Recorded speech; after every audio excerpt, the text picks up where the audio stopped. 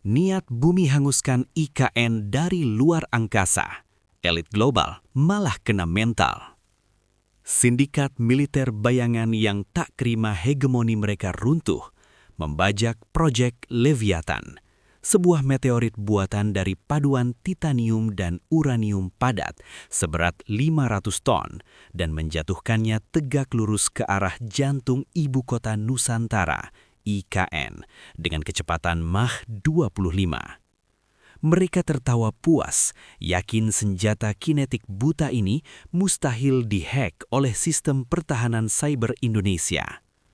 Kiamat di atas sumbu kebangsaan sepertinya tinggal menunggu detik.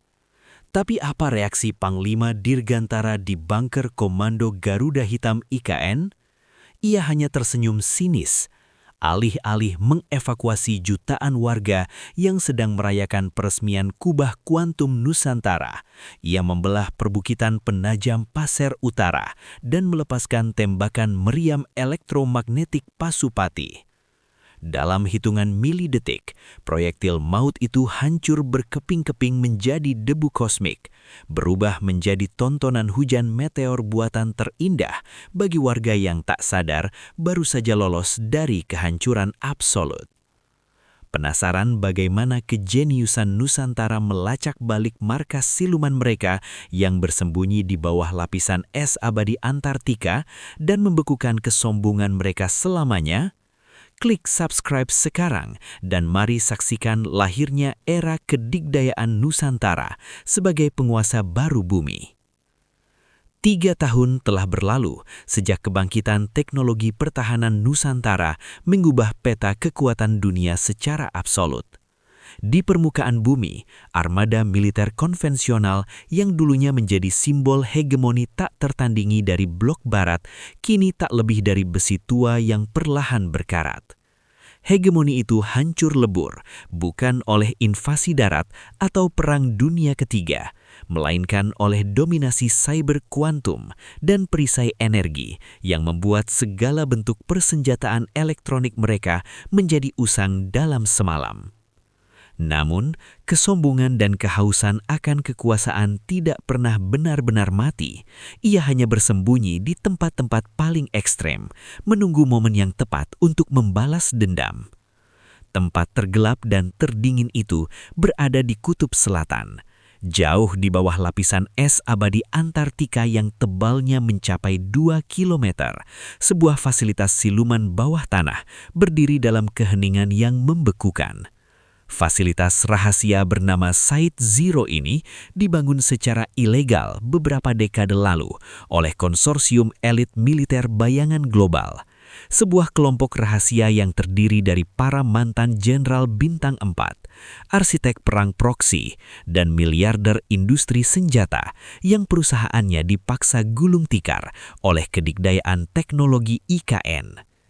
Di dalam ruang kendali utama fasilitas yang dikelilingi oleh dinding es padat dan logam titanium itu, Jenderal Purna Arthur Vance, mantan komandan tertinggi koalisi militer barat yang dipecat dengan tidak hormat, berdiri menatap layar proyeksi termal. Napasnya menghasilkan kabut tipis di udara ruangan yang sengaja diatur pada suhu rendah untuk menyembunyikan jejak panas atau heat signature mereka dari satelit Nusantara. Wajahnya dipenuhi garis-garis keras kekalahan dan matanya memancarkan kebencian murni yang telah mengakar hingga ke sumsum tulangnya. Dunia di atas sana, di tempat yang hangat, mengira mereka sudah aman di bawah ketiak Nusantara. Desis Vance. Suaranya menggema serak di ruangan logam tersebut. Ia menoleh ke arah rekan-rekannya, sekelompok elit global yang wajahnya dipenuhi keputusasaan, kemarahan dan dendam kesumat. Mereka mengira kubah kuantum mereka tidak bisa ditembus. Mereka memblokir rudal balistik pintar kita, meretas satelit komunikasi kita, dan menenggelamkan ekonomi kita. Mereka pikir mereka menguasai hukum alam semesta karena mereka menguasai dunia digital. Vance tersenyum sinis, sebuah senyum predator tua yang akhirnya menemukan satu-satunya titik lemah dari dewa baru yang tak terkalahkan itu. Tapi para birokrat dan ilmuwan muda Nusantara itu melakukan satu kesalahan fatal. Dalam keangkuhan teknologi cyber dan pertahanan elektronik mereka melupakan bahwa penghancuran absolut tidak selalu membutuhkan sirkuit pintar. Kadang, yang dibutuhkan hanyalah massa, gravitasi, dan kecepatan yang tidak masuk akal. Ia berjalan tertatih namun penuh wibawa menuju konsol utama, menekan panel pemindai biometrik. Layar di depannya berubah dari peta topografi Antartika menjadi peta orbit geostasioner bumi. Sebuah titik merah besar berkedip di layar, bergerak dalam mode dorman layaknya satelit mati. "Tuan-tuan, perkenalkan, Project Leviathan," ucap Vance dengan mata berkilat liar. Selama 2 tahun terakhir, sisa-sisa stasiun luar angkasa rahasia kita telah merakit monster ini. Ini bukan rudal, ini adalah meteorit buatan. Sebuah pilar silinder bermassa 500 ton dicor dari paduan titanium padat dan uranium yang diperkaya tingkat rendah. Vance mengetuk layar, menampilkan lintasan kalkulasi fisika murni. Benda ini tidak memiliki pendorong setelah keluar dari orbit, tidak memiliki sistem navigasi digital, tidak memiliki antena penerima. Tidak ada satupun baris kode yang bisa diretas oleh sistem pertahanan cyber Indonesia. Ini adalah murni sebuah palu godam kosmik yang dijatuhkan oleh gravitasi bumi. Mata para elit global di ruangan itu melebar. Nafas mereka tertahan, menyadari kengerian apokaliptik dari senjata kinetik buta tersebut. Kecepatannya saat menembus atmosfer bawah akan mencapai Mach 25, 30.000 km per jam. Lanjut Vance, suaranya kini bergetar karena fanatisme kegilaan. Saat Leviathan menghantam ekuator, menukik tegak lurus tepat di jantung sumbu kebangsaan IKN, energi kinetiknya akan langsung mengubah uranium padat di dalamnya menjadi ledakan termonuklir seketika tanpa perlu pemicu fission initiator. IKN akan lenyap menjadi kawah kaca radioaktif. Ini adalah kiamat yang kita pesan khusus untuk mengakhiri kesombongan mereka. Vance mengetuk layar tombol merah inisiasi pelepasan mekanis. Biar mereka mencoba menghack batu gravitasi ini. Jatuhkan. Jari telunjuknya menghantam layar. Di luar angkasa yang sunyi dan beku, klem penahan mekanis terbuka dan meteorit buatan seberat 500 ton itu memulai akselerasi terjun bebasnya menuju garis khatulistiwa. Peresmian kubah kuantum di bawah bayang-bayang kiamat. Sementara kematian meluncur dari luar angkasa dengan kecepatan yang mengoyak akal sehat, Ibu Kota Nusantara, IKN, di daratan bumi sedang berada dalam puncak perayaan yang paling gemerlap dan bersejarah. Malam itu adalah perayaan nasional peresmian Kubah Kuantum Nusantara, sebuah medan energi tak kasat mata yang dirancang untuk melindungi seluruh pulau Kalimantan dari radiasi kosmik dan anomali cuaca ekstrim, mengubah IKN menjadi benteng peradaban yang perfumta. Plaza Sumbu Kebangsaan tidak sekadar terang. Tempat itu berdenyut dengan kehidupan. Jutaan warga berkumpul dalam sukacita yang luar biasa. Gedung-gedung kementerian berdesain organik dengan fasad hutan vertikal tertutup oleh pendaran bioluminescent yang menyala layaknya lautan kunang-kunang. Di udara, proyektor holografik berskala raksasa menampilkan burung Garuda cahaya yang menari-nari melintasi awan malam yang cerah, menyatu dengan pendaran tipis dari kubah kuantum di atas mereka. Jalanan dipenuhi tawa, anak-anak berlarian dengan aman di tengah malam. Para delegasi asing dan kepala negara sahabat duduk di tribun kehormatan, menatap kagum pada pusat peradaban baru ini yang telah menyatukan keindahan alam dengan misteri semesta. Mereka merasa aman, terlalu aman. Bunker Garuda hitam dan senyum sang panglima muda. Ratusan meter di bawah tanah formasi batuan padat, tepat di bawah kemeriahan sumbu kebangsaan, terletak bunker komando Garuda Hitam IKN. Ini adalah sistem saraf pusat pertahanan Dirgantara Republik Indonesia, sebuah fasilitas berbentuk oktagon raksasa yang dindingnya terbuat dari proyeksi data kuantum 3 dimensi. Ratusan analis taktis, perwira militer muda dan ahli astrofisika muda terbaik bangsa bekerja dalam keheningan yang tersinkronisasi sempurna. Di anjungan utama yang melayang di tengah ruangan, berdirilah Panglima Dirgantara. Ia tidak terlihat seperti jenderal tua yang perutnya buncit dipenuhi medali. Sang Panglima masih sangat muda, baru menginjak usia awal 30-an. Ia adalah seorang prodigi, seorang jenius taktik militer dan mekanika kuantum yang diangkat langsung oleh Presiden karena visinya yang melampaui zamannya.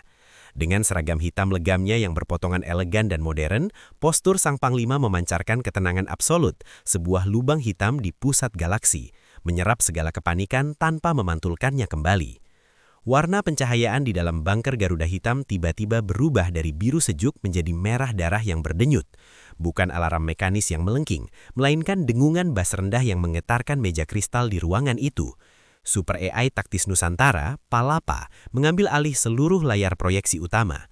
Peringatan level Omega, suara sintetik Palapa yang tenang namun penuh urgensi bergema.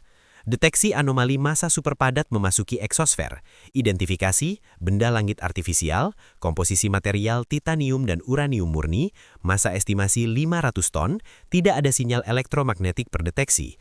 Layar jarak raksasa di depan Panglima Dirgantara memunculkan lintasan vektor berwarna merah menyala yang menukik lurus tegak lurus dari luar angkasa, membelah langit malam tepat ke arah koordinat tempat jutaan warga berkumpul. Seorang kolonel operator radar senior berbalik dari konsolnya, wajahnya pucat pasi kehilangan semua warna. Panglima, ini bukan rudal jelajah. Ini adalah proyektil massa murni. Kecepatan jatuh saat ini Mach 25 dan terus berakselerasi, diikat oleh gravitasi. Objek ini terbakar menembus atmosfer. Estimasi waktu tumbukan atau time to impact 2 menit 10 detik. Sang kolonel menelan ludah yang terasa sangat kering. Perisai cyber dan pertas elektronik kita sama sekali buta, Pak. Benda itu benda mati. Jika bongkahan titanium dan uranium sebesar itu menghantam sumbu kebangsaan, ledakan kinetiknya akan langsung menghancurkan kubah kuantum yang baru diresmikan dan menyapu bersih seluruh kota. Di layar sekunder, saluran komunikasi darurat dari markas komando negara-negara sekutu meledak secara serentak. Wajah-wajah panik dari Menteri Pertahanan Jepang, Jenderal Angkatan Udara India, dan petinggi militer koalisi muncul. Panglima, tarik mundur semua personel VVIP, teriak Jenderal India melalui sambungan terenkripsi yang berderak karena interferensi statis. Itu senjata kinetik kelas kepunahan, tidak ada rudal anti-udara konvensional yang bisa menghentikan proyektil buta seberat 500 ton di Mach 25. Segera bunyikan sirene evakuasi untuk jutaan warga di alun-alun. Di dalam ruangan komando yang suhunya mendadak terasa membeku itu, Panglima Dirgantara tetap bergeming. Tangannya disilangkan di depan dada. Ia menatap titik merah yang melesat turun di layar holografik itu dengan mata yang tajam dan tenang. Di dalam benaknya yang brilian, ekuasi gerak parabola, hambatan udara, dan daya hancur elektromagnetik sedang dihitung dalam hitungan nanodetik. Ia tidak melihat kiamat, ia hanya melihat sebuah batu besar bodoh yang dilemparkan oleh orang-orang tua pengecut dari ujung dunia. Mereka pikir karena kita adalah seniman data dan energi, kita lupa caranya mematahkan tulang dan menghancurkan benda padat, gumam sang Panglima muda pelan pada dirinya sendiri. Sebuah senyum sinis yang sangat dingin, senyum seorang Grandmaster yang sudah melihat skakmat 20 langkah sebelumnya mengembang di wajah Panglima Dirgantara. Ia melangkah maju ke podium komando utamanya. Abaikan perintah evakuasi dari sekutu, perintahnya dengan suara bariton yang stabil namun menggema di seluruh ruang bunker, langsung menghancurkan rantai kepanikan stafnya. Memaksa jutaan warga berlarian dalam waktu 2 menit hanya akan menciptakan neraka sebelum meteor itu sendiri tiba. Biarkan perayaan peresmian kubah kuantum di atas sana berlanjut tanpa gangguan. Sang Panglima menoleh ke arah kolonel utamanya, sorot matanya menyala oleh tekad baja dan kepercayaan diri yang absolut. Kolonel, inisiasi protokol pembelahan bumi, alihkan seluruh daya dari reaktor kuantum sekunder kita langsung ke fasilitas tersembunyi di perbukitan penajam Pasir Utara. Sang kolonel terbelalak lebar, menyadari monster apa yang akan dibangkitkan. Panglima, Anda bermaksud menggunakan pasupati secara terbuka? Batu tumpul harus dihancurkan dengan godam yang lebih cepat, Kolonel, jawab sang Panglima muda, matanya mengunci lintasan meteor maut tersebut. Mari kita tunjukkan pada fosil-fosil yang bersembunyi di bawah es Antartika itu apa yang terjadi jika mereka berani mengotori langit Nusantara kita. Di luar IKN, beberapa kilometer dari sumbu kebangsaan, formasi perbukitan hijau yang sunyi di penajam Pasir Utara mulai bergetar hebat. Sesuatu yang sangat masif, kuno dalam namanya namun tak terbayangkan canggihnya dalam bentuknya, sedang dibangkitkan dari tidurnya di dalam perut bumi. Pepohonan bergetar, tanah terbelah, bersiap memberikan jalan bagi senjata yang akan merobek angkasa dan mendefinisikan ulang batas kekuatan militer umat manusia. Membangunkan raksasa tidur di balik hutan Zamrud IKN. Di luar batas gemerlap cahaya sumbu kebangsaan IKN, perbukitan hijau di penajam Pasir Utara, PPU, biasanya tertidur dalam balutan kabut malam yang damai. Hutan sekunder yang telah direstorasi dengan susah payah selama bertahun-tahun itu tampak seperti cagar alam biasa. Tidak ada satelit mata-mata militer barat, bahkan dengan sensor inframerah tercanggih sekalipun yang pernah mendeteksi anomali di bawah lapisan tanah humus dan akar-akar pohon trembesi tersebut. Namun malam itu, bumi menolak untuk diam. Saat Panglina Dirgantara menginisiasi protokol pembelahan bumi dari bunker Garuda Hitam, sebuah rekayasa mekanik dan tektonik berskala raksasa merobek keheningan alam. Seluruh daya dari reaktor kuantum sekunder IKN, energi yang biasanya cukup untuk menerangi seluruh pulau Kalimantan selama sebulan, dialihkan secara serentak dalam hitungan milidetik. Kabel-kabel superkonduktor bawah tanah mendengung dengan frekuensi yang membuat udara di atasnya terdistorsi. Puncak salah satu bukit terbesar di deretan penajam tiba-tiba merekah. Ribuan ton tanah, bebatuan, dan pohon-pohon kamuflase membelah diri menjadi dua bagian simetris, ditarik oleh sistem hidrolik raksasa yang tertanam jauh di dalam kerak bumi. Suara gemuruhnya mengalahkan suara guntur, menggetarkan tanah hingga radius belasan kilometer, memaksa kawanan burung malam berterbangan panik menembus awan gelap IKN.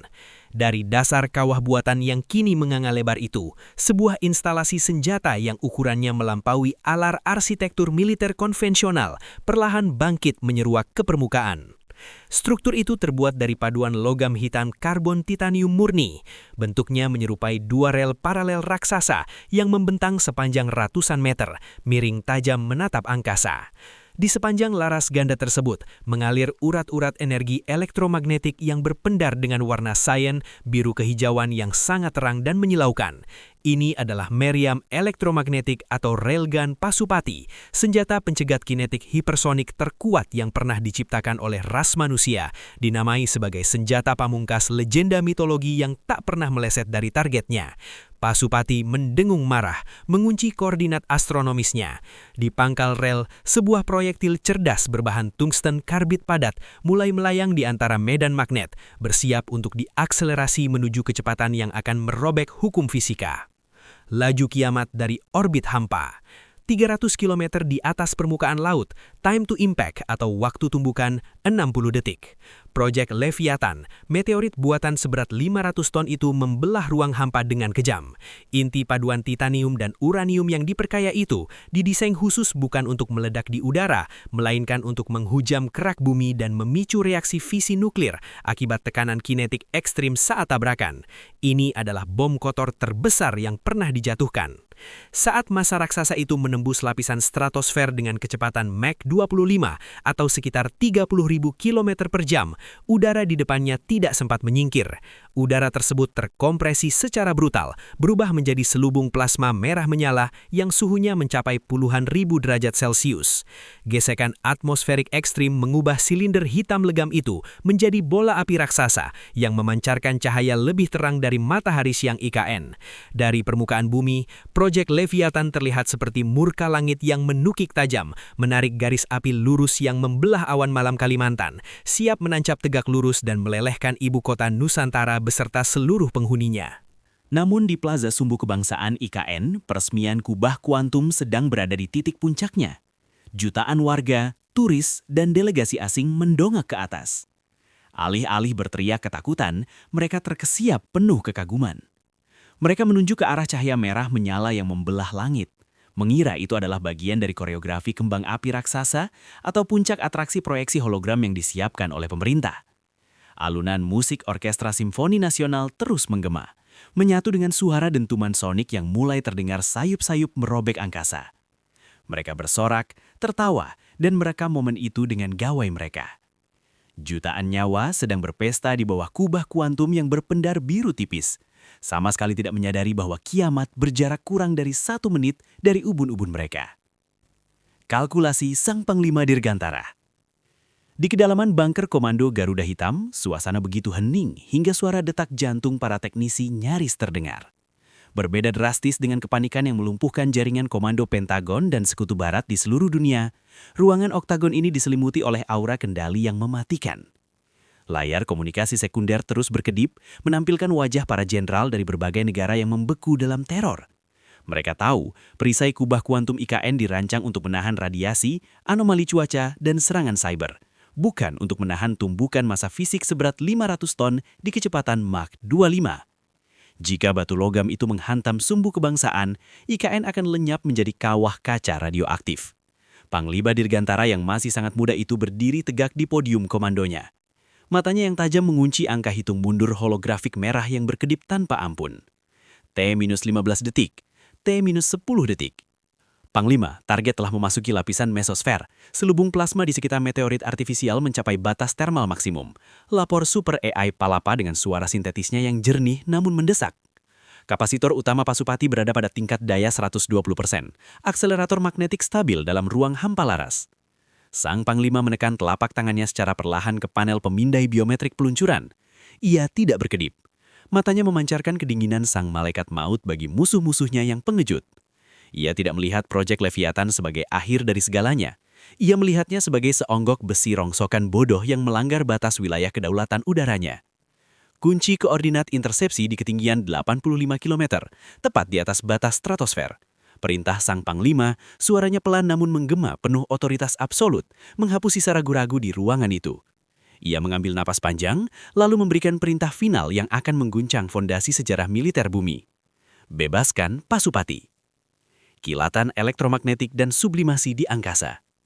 Di perbukitan penajam pasar utara yang telah terbelah, dua rel raksasa meriam Pasupati itu menyala terang benderang. Tidak ada suara ledakan mesiu. Senjata ini beroperasi murni dengan manipulasi gaya Lorentz dan energi elektromagnetik ekstrim. Vzrum krak!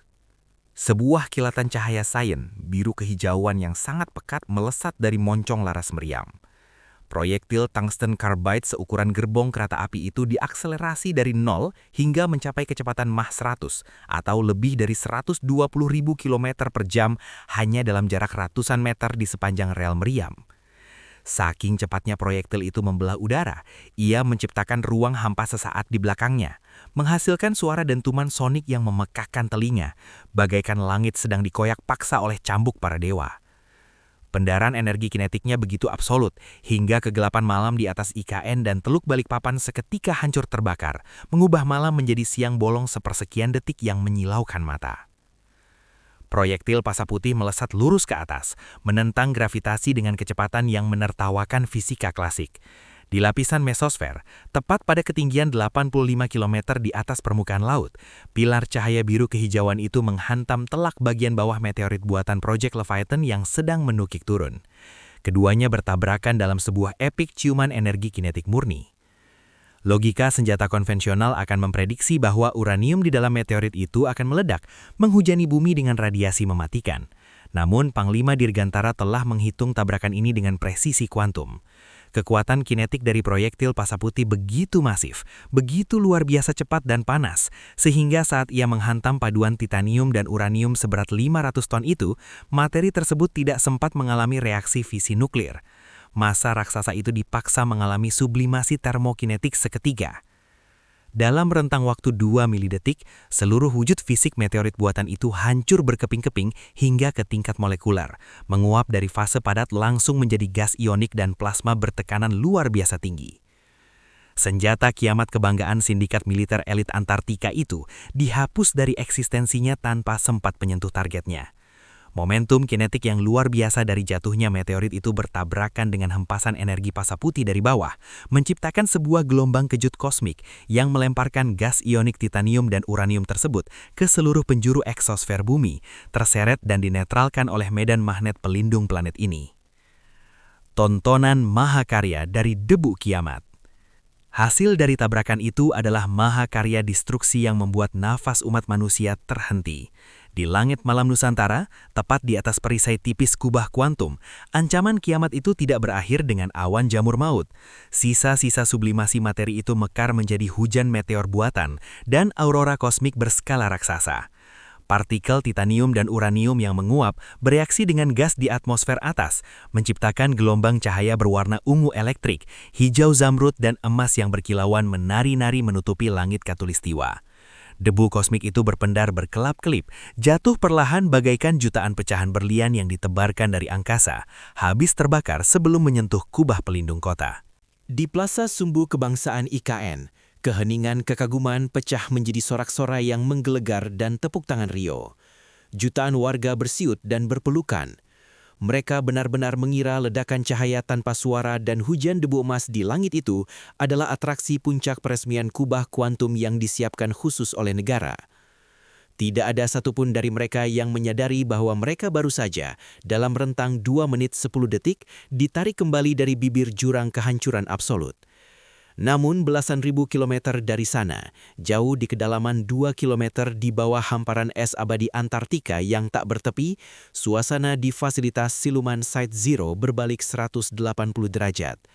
Layar telemetri di hadapan General Vance dan para elit global berubah menjadi statis.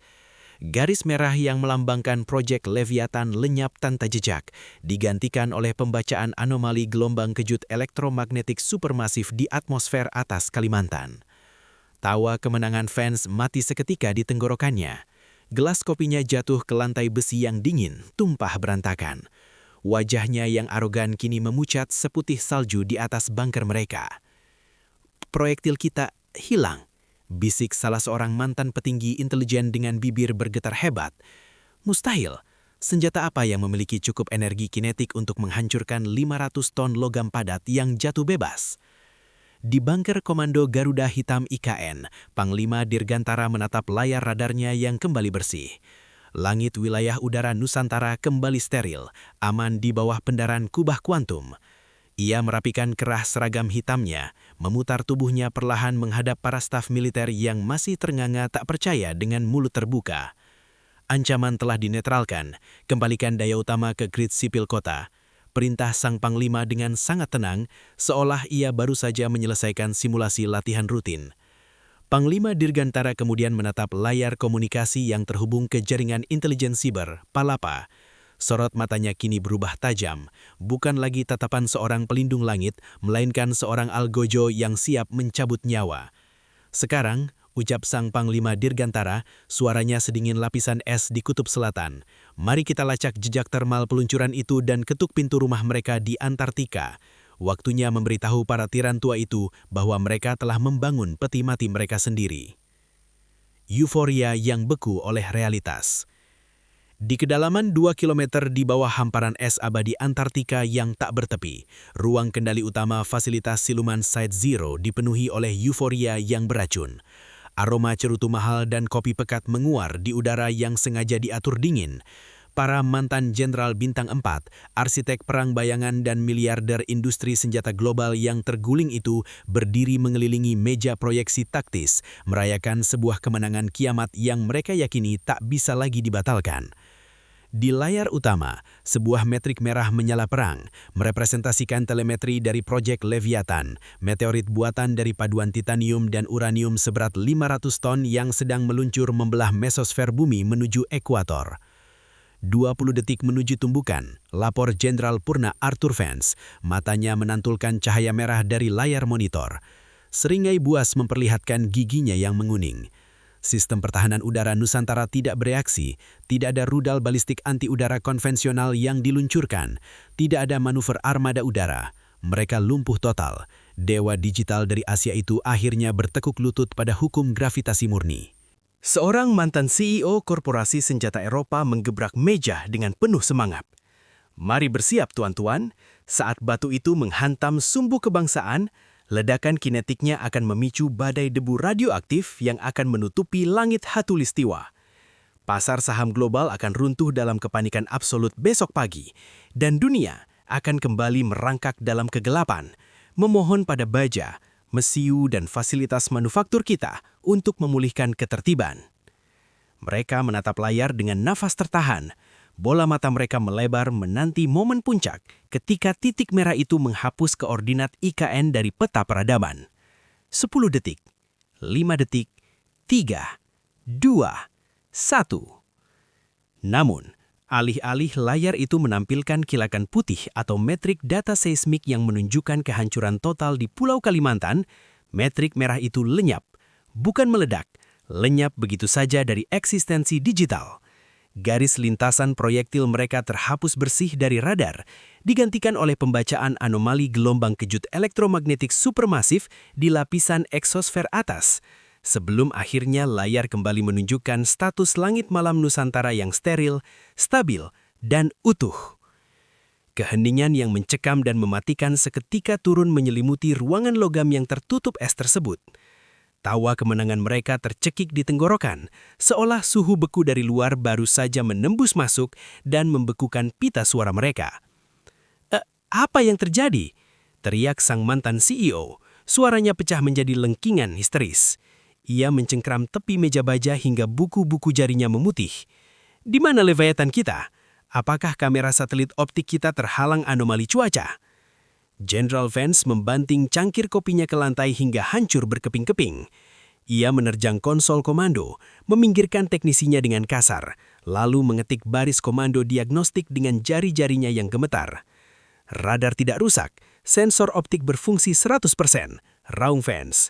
Keringat dingin sebesar biji jagung mulai mengucur di dahinya, bertentangan dengan suhu ruangan yang dingin. Massa titanium itu hilang tanpa sisa. Sesuatu baru saja menembaknya dari permukaan bumi dengan kekuatan kinetik dan energi yang melampaui logika fisika. Batu kosmik kita diuapkan menjadi debu sebelum menyentuh tanah. Klaustrofobia di kedalaman 2 kilometer.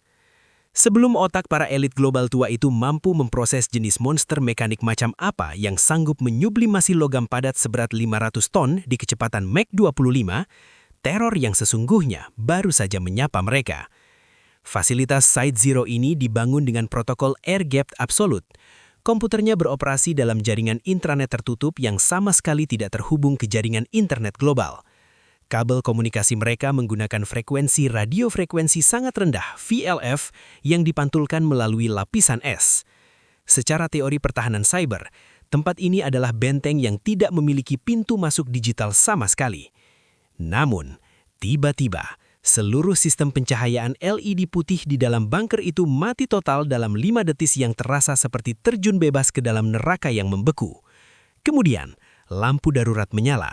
Bukan lampu pendar kuning yang normal, melainkan lampu stroboskopik berwarna merah darah yang berkelit menyilaukan, menciptakan bayang-bayang menakutkan yang menari-nari di dinding logam titanium ruangan tersebut.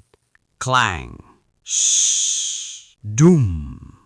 Suara mekanis hidrolik yang memekakkan telinga bergema dari koridor luar. Pintu-pintu blast door baja setebal 2 meter yang dirancang untuk menahan ledakan termonuklir darat tiba-tiba menutup dan terkunci secara otomatis. Sistem ventilasi udara utama yang memompa oksigen hangat ke seluruh fasilitas berhenti berputar seketika, menyisakan desisan halus dari katup penyegalan kedap udara yang menutup rapat. Suhu ruangan langsung anjlok drastis. Dengungan reaktor geotermal buatan yang menjadi jantung dan pemanas fasilitas tersebut perlahan-lahan meredup hingga mati total. Mereka tidak lagi berada di dalam ruang komando yang aman. Mereka baru saja dikunci di dalam peti mati baja raksasa di bawah jutaan ton es abadi kutub selatan.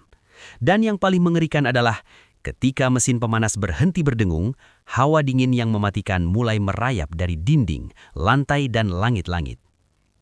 Sistem kendali lingkungan kita diretas. Seseorang mengambil alih kendali reaktor dari luar. Jerit seorang mantan direktur intelijen militer, wajahnya seputih kapas. Ia berlari dan menekan tombol interkom darurat berulang kali, yang kini hanya mengeluarkan suara statis berderak yang menyakitkan telinga. Ini mustahil. Jaringan kita terisolasi 100%. Fisika melarang penetrasi nirkabel sedalam ini di bawah es. Tiba-tiba, suara dengungan pelan bernada tinggi terdengar dari arah dinding depan. Seluruh layar monitor di ruangan itu, dari layar radar hingga sistem keamanan kamera, berkedip statis secara serentak. Layar-layar itu berubah menjadi lautan piksel hitam dan putih yang kacau, sebelum akhirnya menyatu dan membentuk sebuah proyeksi video beresolusi sangat tinggi yang luar biasa jernih. Wajah Sang Algojo Dirgantara. Di layar raksasa itu, muncul wajah seseorang yang menjadi mimpi buruk terburuk mereka. Wajah arsitek dari keruntuhan armada udara dan hegemoni satelit barat selama 3 tahun terakhir, Panglima Dirgantara Nusantara. Ia tidak terlihat panik, marah, ataupun berkeringat. Sang jenderal muda yang brilian itu berdiri sangat santai di anjungan bunker komando Garuda Hitam IKN yang berpendar dengan cahaya biru kuantum. Seragam hitam legamnya terpasang rapi, presisi, tanpa kerutan. Ia sedang melipat kedua tangannya di belakang punggungnya dengan postur seorang kaisar absolut yang sedang menatap semut di bawah sepatunya. Matanya yang tajam, dingin, dan tak berdasar menatap lurus menembus lensa kamera, seolah ia benar-benar bisa melihat jiwa-jiwa kerdil yang sedang menggigil kedinginan di Antartika. Selamat malam waktu Kutub Selatan, tuan-tuan yang lebih suka membusuk di bawah tumpukan es abadi. Sapa sang tamlima muda itu. Suaranya dialirkan melalui speaker fasilitas bawah tanah itu, terdengar sangat tenang, elegan, namun begitu tajam hingga memotong sisa-sisa kesombongan dan harapan mereka. Saya baru saja menikmati kiriman rongsokan titanium dari luar angkasa yang kalian jatuhkan. Sayang sekali, saya harus menghancurkannya di udara terbuka. Benda itu terlalu kotor untuk menodai kubah kuantum kami yang baru saja diresmikan. Kau monster! Teriak Jenderal Vance, menarik pistol servisnya dari sarung di pinggangnya dan membidikannya ke arah layar dengan tangan bergetar hebat. Ini mustahil, jaringan kita terisolasi 100%, fisika melarang penetrasi nirkabel sedalam ini di bawah es. Di layar, Panglima Dirgantara hanya memiringkan kepalanya sedikit. Sebuah senyum sinis yang sangat tipis, senyum seorang predator puncak yang telah menggiring mangsanya masuk ke dalam kandang tak berpintu, mengembang di bibirnya. Fans yang malang, kata sang panglima, menggelengkan kepalanya dengan simpati yang sangat merendahkan, membuat para elit tua itu merasa seperti anak kecil yang tertangkap basah. Kalian adalah fosil yang terjebak dalam dogma perang dingin. Kalian pikir kalian bisa bersembunyi dari mata Nusantara hanya dengan mengubur diri di dalam es dan mematikan router Wi-Fi. Mata para miliarder di ruangan itu terbelalak lebar. Nafas mereka mulai menghasilkan uap putih tebal seiring dengan menipis dan mendinginnya sirkulasi udara di dalam ruangan yang terkunci. Saat kalian melepaskan klem penahan Leviathan di orbit tadi, pelepasan mekanis itu memancarkan lonjakan radiasi termal mikro. Lanjut Panglima muda itu dengan nada berbisik layaknya dosen yang sedang menguliahi murid yang lamban. AI Palapa kami langsung menelusuri lintasan mundur proyektil tersebut, menemukan satelit siluman kalian dan melacak gelombang telemetrinya yang memantul kembali ke permukaan bumi. Sang Panglima tersenyum dingin. Fasilitas kalian memang tidak terhubung ke internet, tapi sistem komunikasi VLF kalian terhubung ke stasiun relay di permukaan es.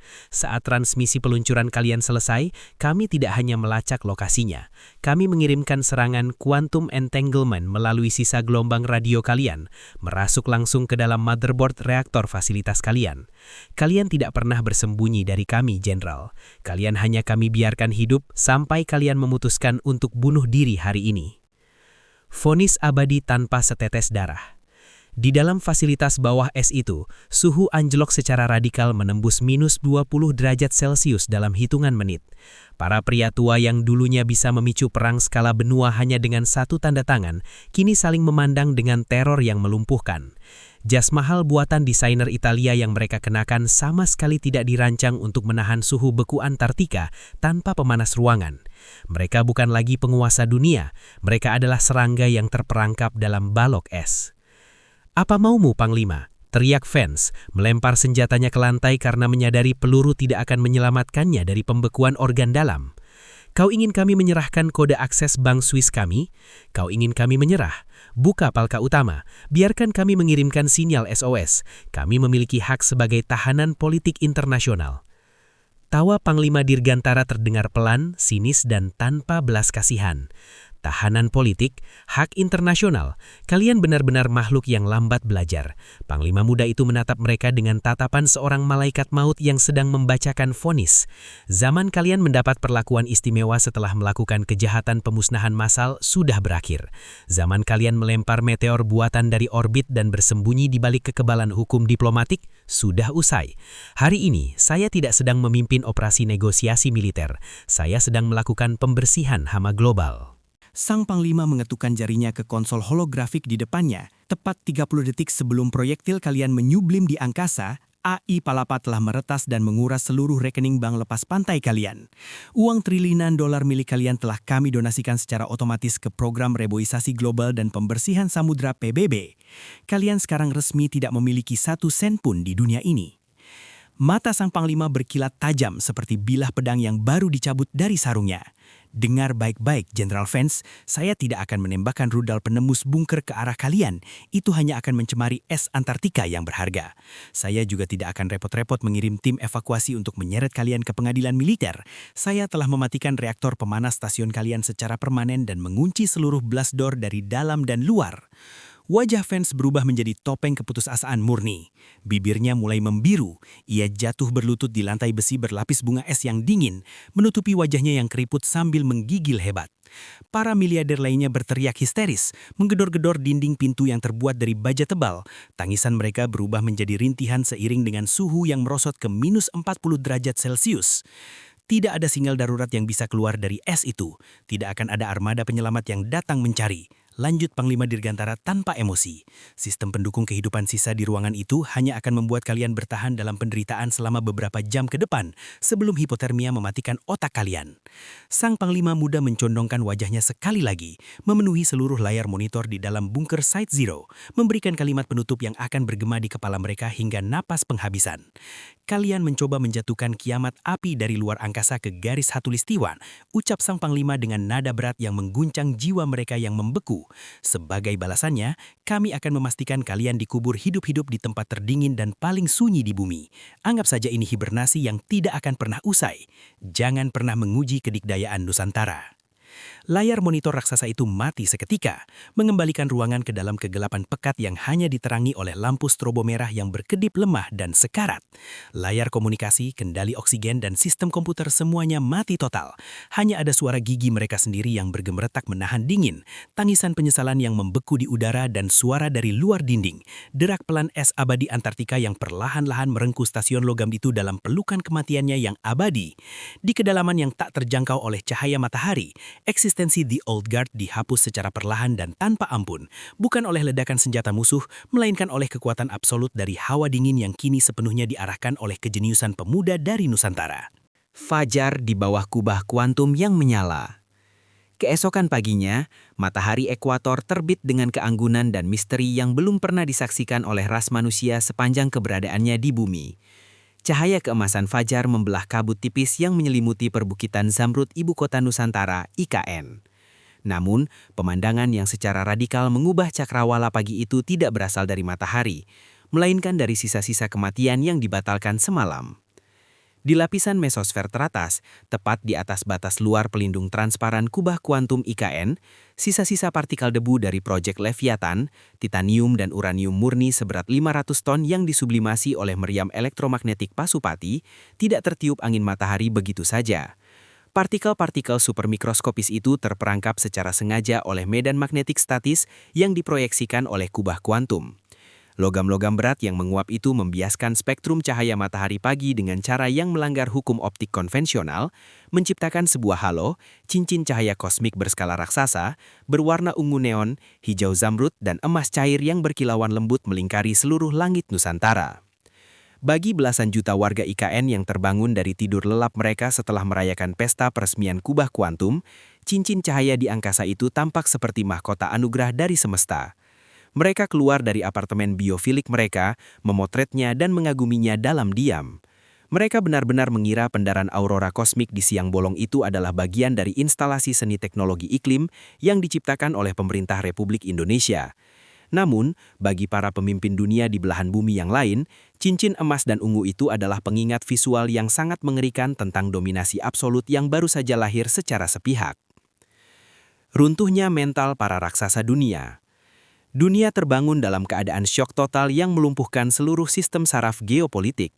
Jaringan berita global utama, dari CNN, BBC hingga Al Jazeera, menyiarkan berita yang sama secara non-stop, dengan jangkar berita yang membacakan naskah dengan bibir pucat dan suara bergetar. Semalam, tanpa satupun armada kapal induk yang dikerahkan, tanpa satupun misil balistik berhulu ledak nuklir yang ditembakkan dari tanah, Nusantara telah memusnahkan senjata kinetik orbital tercepat dan terpadat yang pernah menyentuh atmosfer bumi. Lebih mengerikan lagi bagi blok barat, AI Palapa telah menyebarkan paket data sebesar puluhan terabyte ke seluruh server PBB, pengadilan internasional dan redaksi media global. Paket data itu berisi koordinat fasilitas siluman Site Zero di Antartika, rekaman video detik-detik peluncuran meteorit buatan tersebut, riwayat pencucian uang para elit global, dan siaran langsung kondisi terakhir bunker di bawah lapisan es abadi yang kini telah menjadi peti mati beku tanpa kehidupan. Penghancuran absolut itu tidak dilakukan melalui perang darat yang berdarah dan berlarut-larut, melainkan melalui eksekusi algoritma, manipulasi termodinamika, dan presisi meriam elektromagnetik yang begitu sempurna hingga menyerupai mukjizat eskatologis. Di Pentagon, Washington DC dan markas besar Angkatan Darat Eropa di Brussel, keheningan yang menyesakkan dan beracun memenuhi ruang-ruang komando, Situation Room. Para jenderal bintang 4, pakar pertahanan strategis dan penasihat keamanan nasional menatap layar raksasa yang menampilkan data telemetri yang secara sengaja dan terbuka dibagikan oleh intelijen IKN. Data itu menunjukkan bagaimana proyektil dari perbukitan penajam Pasir Utara berakselerasi dari 0 ke Mach 100 dan mensublimasi paduan logam murni dalam sekejap mata. Ini bukan lagi perlombaan senjata, bisik Menteri Pertahanan Amerika Serikat, melepaskan kacamatanya dengan tangan gemetar dan memijat pangkal hidungnya yang berkeringat dingin. Ini adalah skakmat abadi. Jika Nusantara memiliki teknologi untuk menembak peluru dengan peluru di kecepatan hipersonik, mengisolasi stasiun siluman di kedalaman es kutub tanpa mengirim satu tentara pun, dan menguapkan batu sepadat titanium dalam hitungan milidetik, maka seluruh persenjataan nuklir kita, jet tempur siluman triliunan dolar kita, dan armada laut kita tak lebih dari sekadar mainan kertas origami di hadapan mereka. Sebuah kesadaran pahit, brutal namun tak terbantahkan menyapu seluruh ibu kota negara-negara adidaya lama. Senjata konvensional telah mati secara resmi. Doktrin Mutually Assured Destruction, kehancuran mutlak bersama peninggalan Perang Dingin telah dibatalkan secara sepihak oleh teknologi yang berpusat di garis khatulistiwa. Tidak ada yang bisa mengancam IKN karena IKN kini menguasai matriks informasi dan hukum fisika itu sendiri. Para elit global itu telah dikalahkan secara memalukan tanpa satupun peluru tajam ditembakkan ke arah negara mereka. Pawai kedikdayaan di atas lautan kesunyian. Kembali ke ibu kota Nusantara, pagi itu jalanan utama Plaza Sumbu Kebangsaan yang membentang selebar 100 meter diapit oleh gedung-gedung kementerian yang bernafas layaknya hutan hidup telah diubah menjadi landasan pacu parade militer berskala raksasa. Ini bukan sekadar penutupan perayaan peresmian kubah kuantum, ini adalah proklamasi kedikdayaan, hari di mana Nusantara mengambil alih kemudi keamanan peradaban ras manusia. Suara trompet sangkakala berbunyi, menggetarkan dada setiap manusia yang mendengarnya. Namun yang membuat para atashe militer asing, duta besar dan kepala negara di tribun kehormatan VVIP memucat pasi, bukanlah suara musik orkestranya, itu adalah suara ketiadaan mesin. Di saat parade militer negara-negara adidaya masa lalu selalu dipenuhi oleh deru mesin diesel tank yang memekakan telinga, getaran aspal yang merusak jalan, dan asap knalpot pekat yang meracuni paru-paru, parade militer IKN bergulir dalam kesunyian yang mengerikan, elegan, dan menekan mental. Barisan pertama yang melintas di hadapan monumen Istana Garuda bukanlah tank beroda rantai baja yang usang, itu adalah armada Hover Artillery kelas Banteng Pasupati. Kendaraan tempur darat raksasa seberat 70 ton itu terbuat dari paduan karbon titanium berwarna hitam mat yang menyerap gelombang radar 100%. Mereka tidak menyentuh aspal sama sekali. Dengan mengandalkan teknologi levitasi kuantum magnetik, armada mengerikan itu meluncur mulus, mengambang presisi 40 cm di atas permukaan jalan. Kesunyiannya saat bergerak memancarkan teror psikologis yang jauh lebih melumpuhkan daripada ribuan ledakan meriam konvensional. Senjata utamanya bukanlah laras proyektil mesiu, melainkan miniatur rel meriam elektromagnetik yang mampu melelehkan bunker baja murni dari jarak 200 km tanpa mengeluarkan suara ledakan. Di belakang armada Hover Artillery berbaris ribuan prajurit dari Korps Pasukan Khusus Dirgantara Nusantara. Mereka tidak mengenakan seragam loreng kain biasa yang kuno. Tubuh mereka dibalut oleh exosuit Garuda hitam, zirah mekanis ringan yang terhubung langsung dengan sistem saraf tepi pemakainya, melipat gandakan kekuatan, kecepatan dan refleks mereka hingga menyamai mesin pembunuh yang sempurna. Senapan directed energy atau energi terarah di tangan mereka terkalibrasi secara real-time langsung dengan satelit pertahanan Palapa. Dan di langit, pertunjukan yang sesungguhnya menutupi cahaya matahari pagi. Formasi rapat dari ratusan ribu drone kuantum otonom terbang dalam sinkronisasi absolut.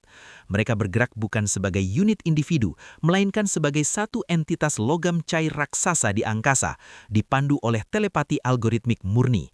Formasi drone itu menyatu, menyalakan perisai energi fotoniknya secara serentak persis di bawah kubah kuantum, menciptakan siluet burung Garuda raksasa dari cahaya murni yang mengepakkan sayap pelindungnya di atas IKN.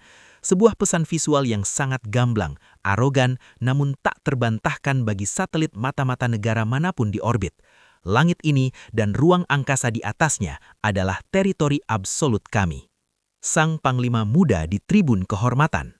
Di tribun kehormatan VIP tertinggi, berjejer para pemimpin negara sekutu, perdana menteri dan duta besar dari sisa-sisa blok barat. Wajah mereka adalah kanvas keputusasaan, ketakutan dan ketakjuban yang bercampur aduk menjadi satu. Mereka berdiri kaku, menyadari bahwa mereka sedang menyaksikan akhir dari era dominasi mereka dan lahirnya kaisar baru bumi. Berdiri tegak di tengah tribun itu, tepat di sebelah kanan Presiden Republik Indonesia, adalah sang arsitek pembatalan kiamat, Panglima Dirgantara. Pria muda berusia awal 30-an yang brilian itu, kini mengenakan seragam kebesaran militer hitam legamnya yang tanpa celah. Tidak ada barisan medali emas menyilaukan di dadanya. Otoritasnya tidak berasal dari perhiasan logam, melainkan dari tatapan matanya. Wajahnya tetap setenang dan sedingin es abadi Antartika. Matanya yang tajam menatap lautan alutsista masa depan yang berbaris di bawahnya dengan presisi matematis.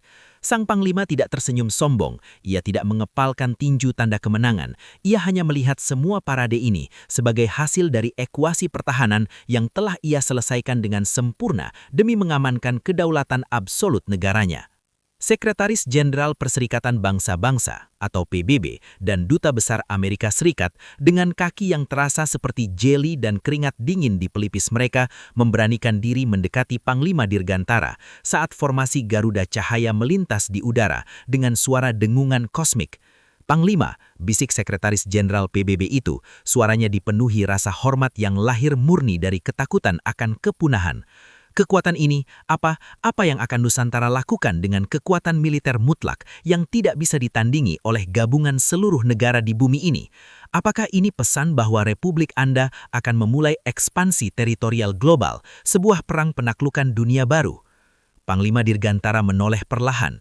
Ia menatap kedua pria tua itu dengan sorot mata yang mengingatkan mereka pada gelapnya ruang hampa luar angkasa. Tenang, hampa dari emosi, namun menyedot semua harapan untuk melawan. Perang penaklukan? Sang Panglima mengulang frasa itu seolah itu adalah konsep primitif manusia purba pemakan daging mentah. Tuan-tuan, Anda berdua masih berpikir menggunakan logika kerdil para tiran tua yang kini sedang membeku perlahan menjadi fosil di bawah es Antartika. Nusantara tidak membangun mesin-mesin kesunyian ini, tidak membangun kubah kuantum ini, apalagi Pasupati, untuk memulai Perang Dunia Ketiga. Kami membangunnya agar kata perang itu sendiri dihapus dan dihapus secara permanen dari kamus umat manusia. Panglima muda itu mengangkat tangannya yang bersarung tangan hitam, menunjuk ke arah formasi Garuda raksasa dari cahaya plasma di langit, lalu menunjuk ke arah cincin aurora titanium di batas atmosfer.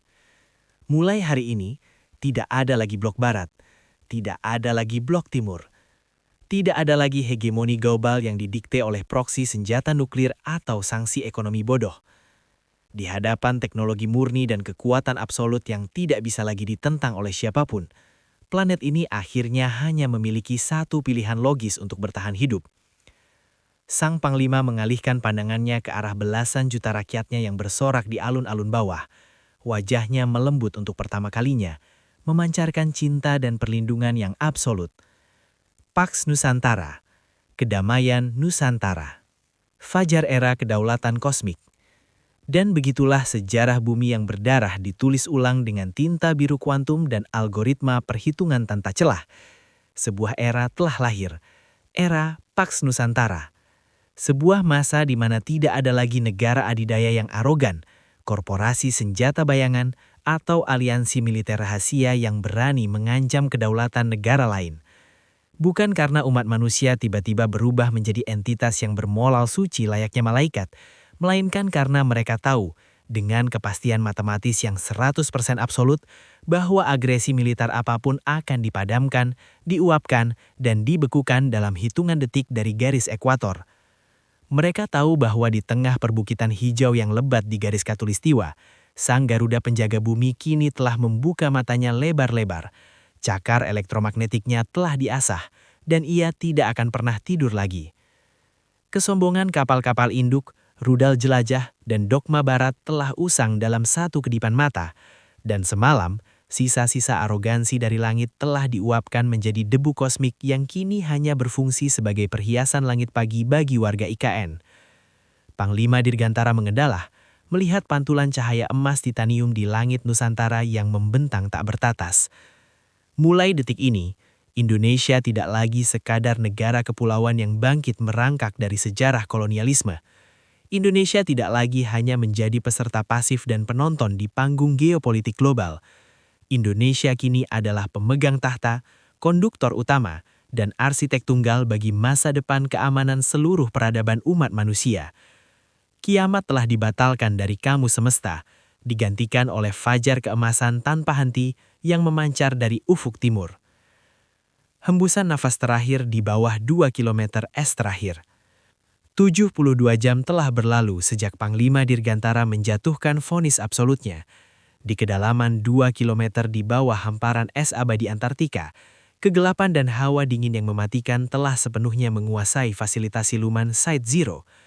Suhu di dalam ruangan baja itu telah anjlok mencapai minus 45 derajat Celcius, membekukan bahkan uap air dari nafas mereka sendiri menjadi kristal es yang berjatuhan ke lantai. Lampu strobo merah darurat yang tadinya berkedip, kini telah mati total kehabisan sisa daya baterai cadangan.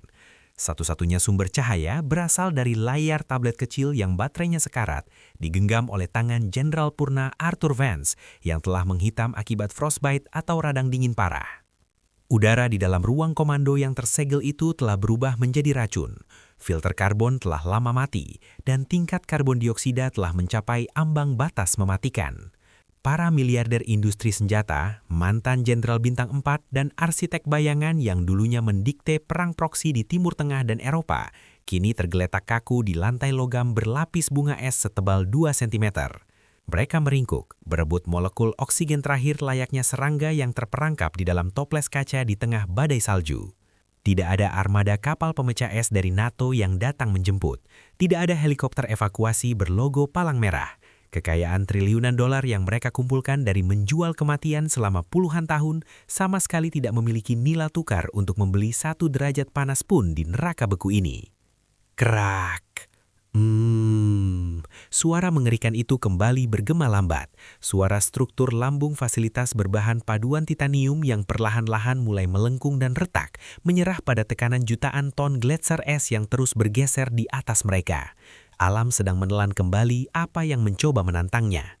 Vance menatap layar tabletnya yang meredup, melihat pantulan wajahnya sendiri yang pucat pasi, keriput dengan alis dan bulu mata yang membeku putih. Ia teringat pada tawa arogannya 3 hari yang lalu saat melepaskan proyek Leviathan. Ia mengira dirinya adalah dewa penghancur yang memegang palu godam kosmik. Kini ia menyadari bahwa ia dan rekan-rekannya hanyalah parasit berkarat yang sedang diinkubasi di dalam lambung es Antartika. Napas terakhir keluar dari paru-paru sang jenderal dalam bentuk kabut tipis, sebelum akhirnya matanya terpejam untuk selamanya, tak sanggup lagi melawan hipotermia mematikan yang membekukan darah di jantungnya. Di dalam kegelapan absolut kutub selatan, eksistensi di Old Guard dihapus secara permanen, tanpa peluru, tanpa api, hanya keheningan es yang tak berbelas kasih. Sang Panglima Dirgantara muda telah menepati janjinya, kuburan paling sunyi dan paling dingin di bumi untuk kesombongan yang melampaui rasio. Ketinggian yang menghancurkan ego adidaya. Sementara masa lalu yang busuk dikubur hidup-hidup di Antartika, masa depan umat manusia sedang dirakit dan diresmikan di udara tropis Kalimantan. 48 jam setelah parade militer yang membungkamkan dunia, sebuah pertemuan diplomasi yang akan mendikte sejarah ribuan tahun ke depan dilangsungkan. Bukan di markas besar PBB di New York dan bukan di Istana Versailles. Pertemuan itu diadakan di ibu kota Nusantara, ruang konferensi Cendrawasih. Ruangan itu bukanlah ruang rapat konvensional. Ia melayang secara harfiah 300 meter di atas perairan Teluk Balikpapan menggunakan teknologi Quantum Magnetic Levitation, levitasi magnetik kuantum.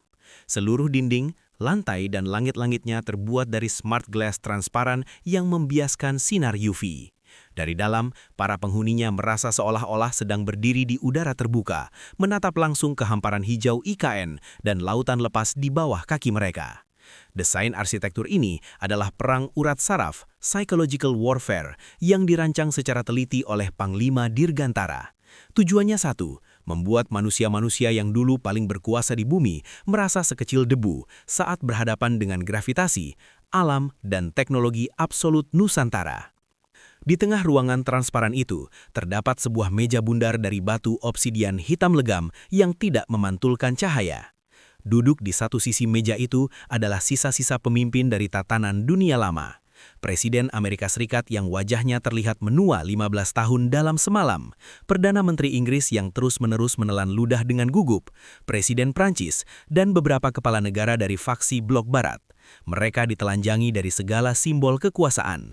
Tidak ada staf ahli, tidak ada pengawal bersenjata, tidak ada koper nuklir. Mereka dijemput oleh armada Hover Transport IKN, membuktikan bahwa wilayah udara negara mereka pun sudah tidak memiliki kedaulatan di mata teknologi Nusantara. Di seberang mereka, duduk berdampingan dengan Presiden Republik Indonesia adalah Sang Panglima Dirgantara. Sang pemuda jenius itu tidak mengenakan seragam tempur. Ia mengenakan setelan kemeja formal berwarna gelap yang elegan. Posturnya rileks, namun memancarkan otoritas absolut yang menyedot seluruh oksigen dominasi di ruangan tersebut. Sumpah Khatulistiwa, akhir dari era nuklir. Di atas meja obsidian itu, melayang sebuah dokumen proyeksi holografik berwarna biru terang. Itu adalah Sumpah Khatulistiwa. Dokumen itu tidak setebal perjanjian internasional pada umumnya, melainkan hanya terdiri dari 3 pasal utama yang sangat lugas, kejam bagi mereka yang haus perang, namun menyelamatkan bagi ras manusia secara keseluruhan. Tuan-tuan, suara Presiden Republik Indonesia memecah keheningan yang mencekik. Dunia telah menderita terlalu lama oleh siklus perang tak berkesudahan yang kalian danai untuk memutar roda industri militer kalian. Kejadian jatuhnya Project Leviathan adalah bukti inkontrovertibel bahwa kebebasan bertindak kalian telah bermutasi menjadi ancaman eksistensial bagi planet ini. Presiden mengisyaratkan Panglima Dirgantara untuk mengambil alih. Sang Panglima Dirgantara menatap satu persatu mata para pemimpin dunia itu. Mata hitamnya setajam skalpel bedah, membedah setiap ketakutan mereka. Pasal pertama Sumpah Khatulistiwa, kata Panglima Dirgantara, suaranya datar, mengisi seluruh ruangan melalui konduksi akustik terarah.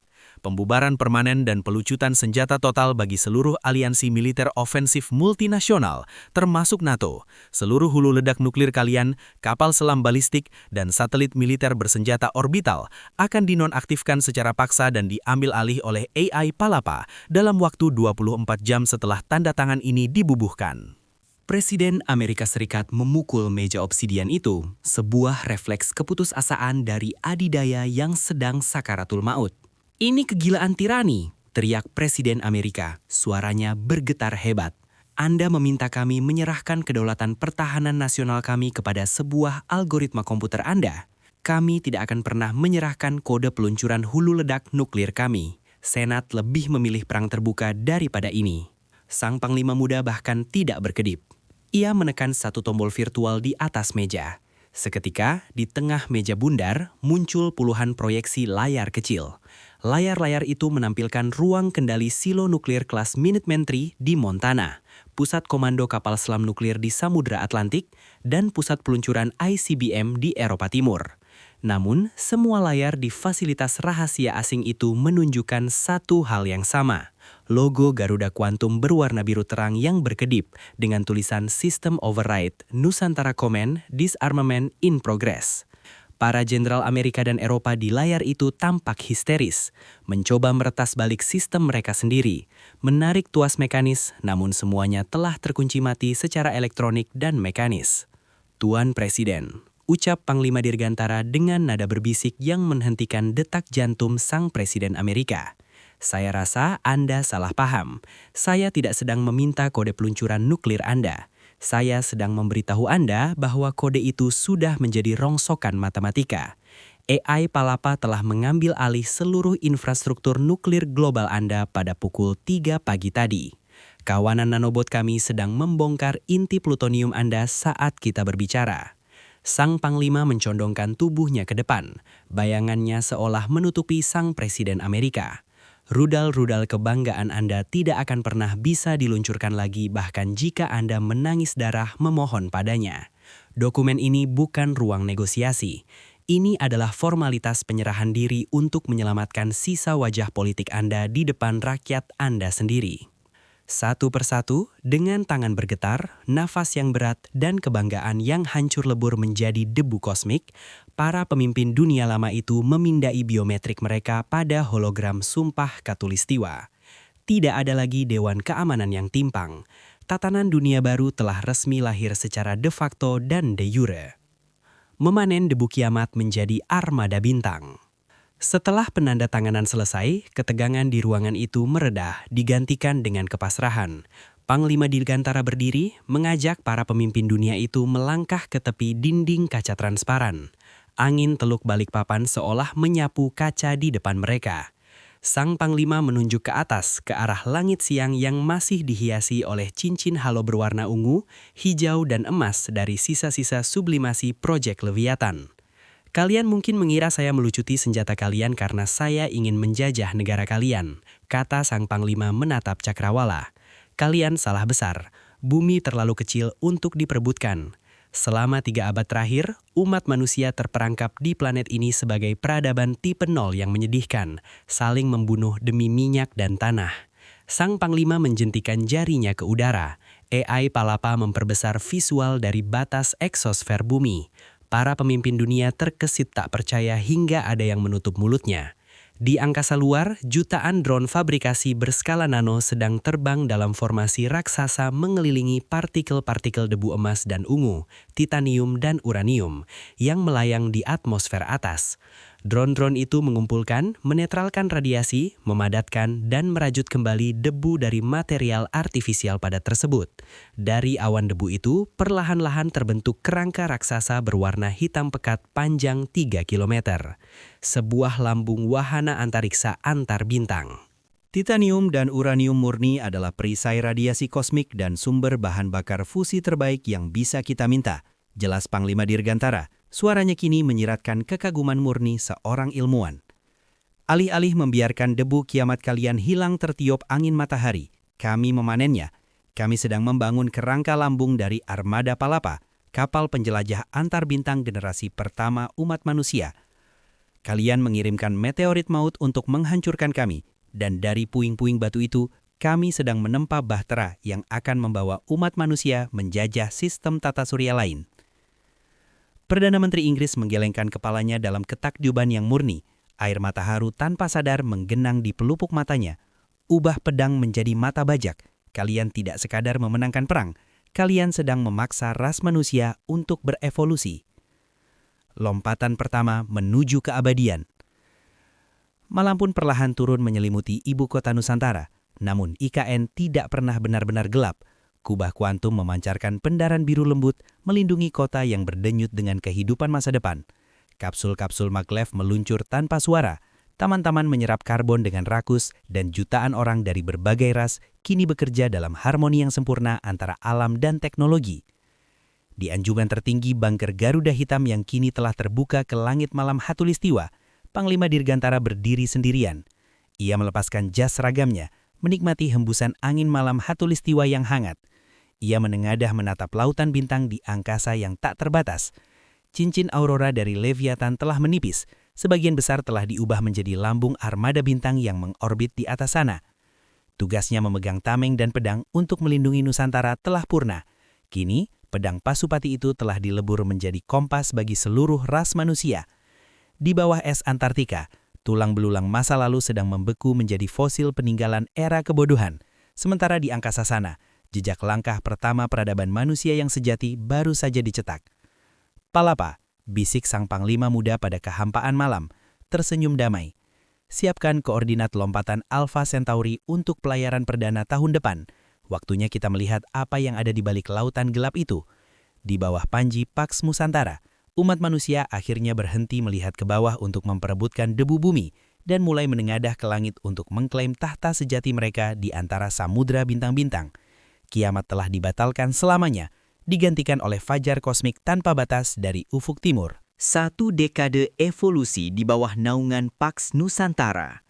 10 tahun kalender bumi telah berlalu sejak insiden Project Leviathan dan terkuburnya sindikat militer bayangan barat di kedalaman es abadi Antartika. Dalam satu dekade yang singkat tersebut, ras manusia tidak hanya berjalan maju, mereka telah melompat sejauh 1000 tahun evolusi peradaban. Bumi, yang dulunya merupakan bola biru yang dipenuhi oleh luka polusi, asap beracun dari pabrik senjata nuklir, dan ketegangan perbatasan yang semu, kini telah sepenuhnya sembuh. Dilihat dari luar angkasa, atmosfer planet ini sangat jernih. Badai-badai ekstrim dan anomali iklim telah dijinakkan oleh jaringan satelit rekayasa cuaca yang terhubung langsung dengan AI Palapa. Sabuk hijau membentang dari gurun Sahara hingga pedalaman Australia, hasil dari terraforming massal yang ditenagai oleh energi fusi kuantum yang tak terbatas. Namun, monumen perubahan terbesar tidak terletak di permukaan bumi, melainkan di orbit geostasioner yang mengelilingi planet ini. Sebuah struktur cincin raksasa berbahan karbon nanotube murni kini melingkari ekuator bumi secara penuh. Itulah cincin orbital Nusantara atau CON, pelabuhan antariksa terbesar yang pernah dibayangkan oleh fiksi ilmiah, kini telah menjadi realitas yang absolut.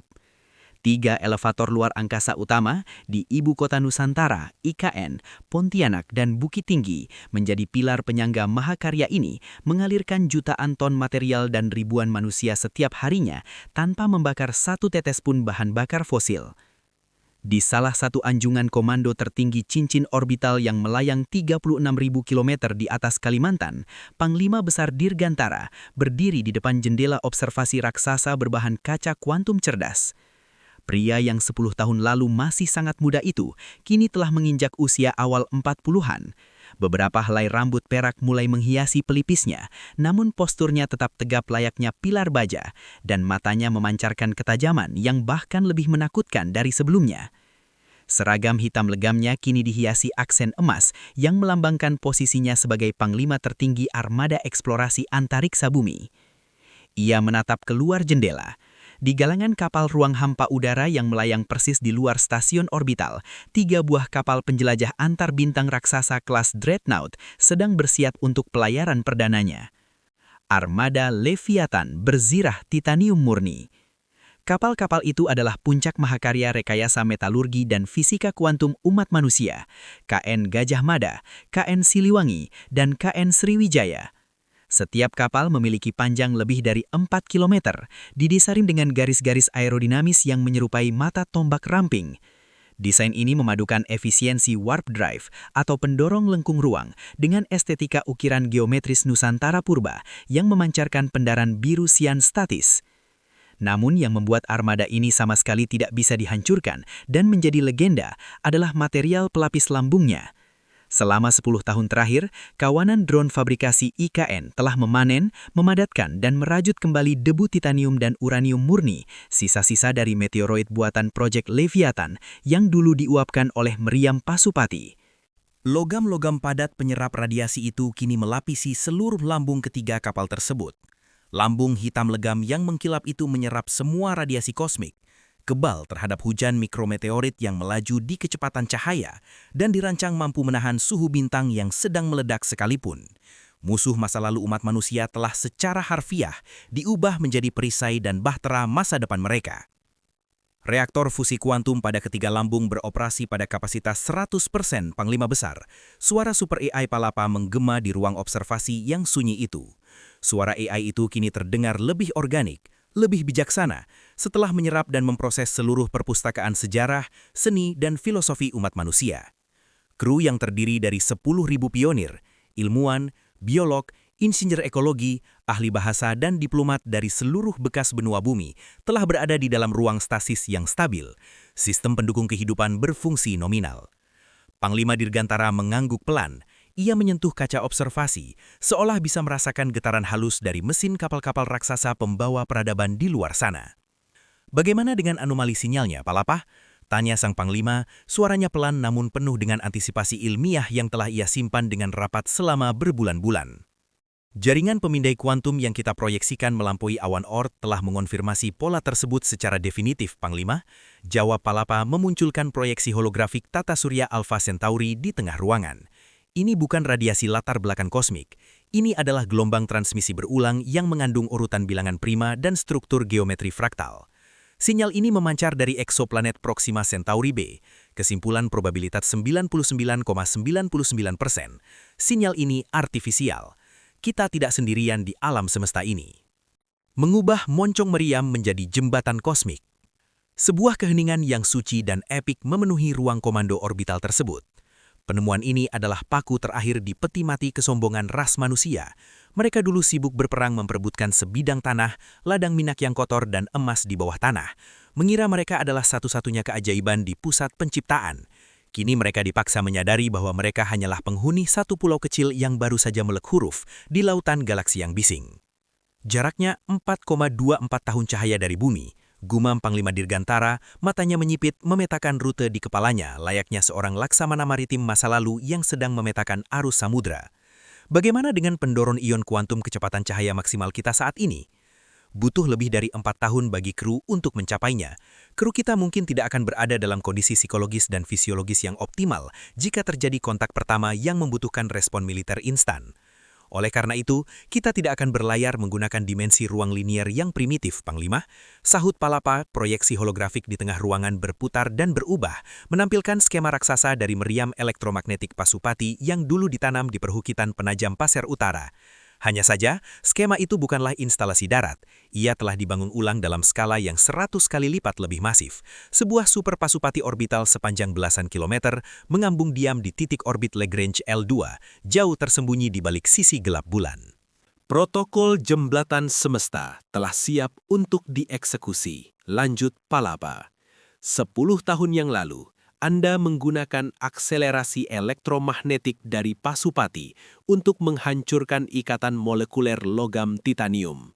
Hari ini, kita akan menggunakan konsentrasi plasma elektromagnetik yang jauh lebih ekstrim, bukan untuk menghancurkan proyektil atau materi, tetapi untuk melubangi jalinan ruang dan waktu, space-time fabric itu sendiri. Panglima Dirgantara tersenyum. Sebuah senyum kebanggaan murni yang melampaui segala medali bintang kehormatan militer. Senjata pemusnah massal terhebat yang pernah diciptakan oleh Nusantara, yang pernah membelah bumi, kini dialihfungsikan menjadi mesin konstruksi spasial terbesar dalam sejarah astronomi. Super Pasupati tidak akan menembakkan peluru. Ia akan menembakkan pusaran energi ke satu titik fokus di ruang hampa, menciptakan singularitas buatan yang stabil, sebuah lubang cacing, Einstein-Rosen Bridge. Pidato Sang Panglima untuk Samudra Galaksi.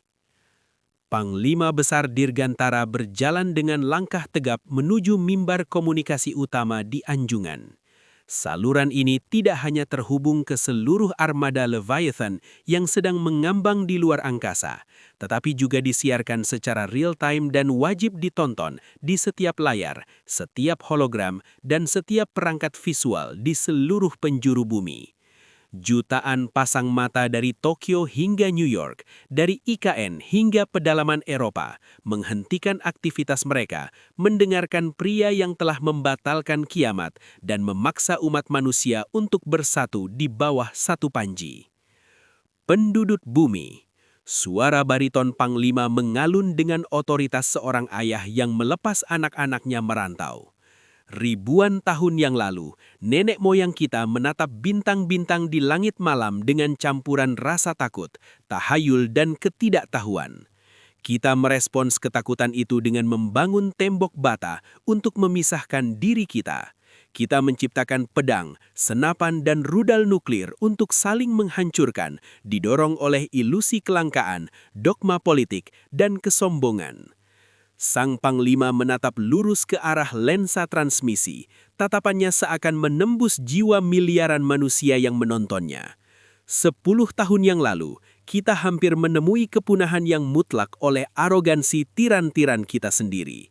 Tapi dari abu ancaman yang menggantung di atas langit ekuator itu, kita memilih untuk berubah. Di bawah payung kedikdayaan yang damai, kita telah menyembuhkan lautan kita, menghijaukan gurun pasir kita, dan membongkar sisa-sisa industri militer usang kita. Panglima Dirgantara mengangkat tangannya yang bersarung tangan hitam, menunjuk ke arah 3 kapal raksasa berlapis titanium di luar jendela observasi. Hari ini, kita membuktikan bahwa ras manusia tidak dikutuk untuk mati membusuk di planet tempat ia dilahirkan. Kapal-kapal ini dibangun dan ditempa langsung dari puing-puing meteorit buatan yang dulunya dikirimkan untuk memusnahkan kita. Hari ini, logam pembawa kiamat itu akan menjadi bahtera suci yang melindungi kita. Kita tidak mengirimkan armada ini untuk menaklukkan penghuni planet lain atau untuk mengulangi dosa-dosa berdarah kolonialisme masa lalu kita di tata surya yang baru.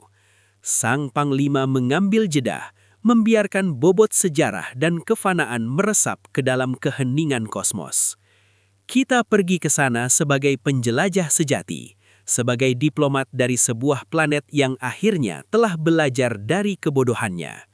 Jika ada entitas atau kecerdasan lain yang menunggu kita di Alpha Centauri, kita akan menyapa mereka bukan dengan monyong meriam yang terisi peluru, melainkan dengan pikiran yang jernih dan tangan yang terbuka. Panglima Dirgantara membalikan badannya menghadap kembali keluar angkasa, menatap jauh melampaui bumi, ke arah sisi gelap bulan di mana moncong instalasi Super Pasupati raksasa sedang bersiap. Palapa, aktifkan protokol jembatan semesta. Buka gerbangnya.